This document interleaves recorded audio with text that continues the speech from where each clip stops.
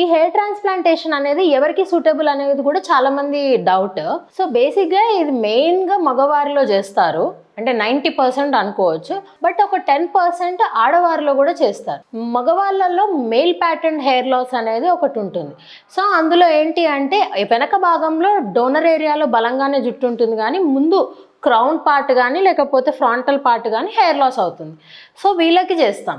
ఏ age వాళ్ళకి చేస్తాము అంటే కొంతమందికి 20 ఇయర్స్ నుంచే వాళ్ళకి హెయిర్ లాస్ అనేది చూస్తూ ఉంటారు. సో 20 ఇయర్స్ నుంచి మనకి ఏజ్ లిమిట్ లేదండి. ఒక 55-60 ఇయర్స్ వాళ్ళకు కూడా మేము చేస్తూ ఉంటాం. సో ఇది బేసిక్గా అందరికీ సూటబుల్. అలాగే ఆడవారిలో ఏంటి అంటే కొంతమందికి female pattern of hair loss అనేది ఉంటుంది. ఆ ముందు భాగం అంతా కూడా పల్చగా కనిపించడము, ఇట్లా పాపడి తీసినప్పుడు కూడా హెయిర్ అంతా కూడా ఎక్కువ కనిపించడం అలా ఉంటుంది.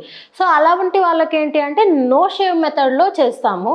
అంటే వాళ్ళకు కూడా వెనక నుంచే తీసుకుంటాము, మొత్తం హెయిర్ అంతా కూడా షేవ్ చేయాల్సిన అవసరం లేదు. కొంచెం భాగం వరకు షేవ్ చేసుకొని అక్కడి నుంచి ఈ బలమైన హెయిర్ ఏదైతే ఉందో ముందు ట్రాన్స్ప్లాంట్ చేస్తాం. దాంతో చాలామంది చాలా సాటిస్ఫైడ్ ఉంటారు అండ్ 100% రిజల్ట్ చూడవచ్చు.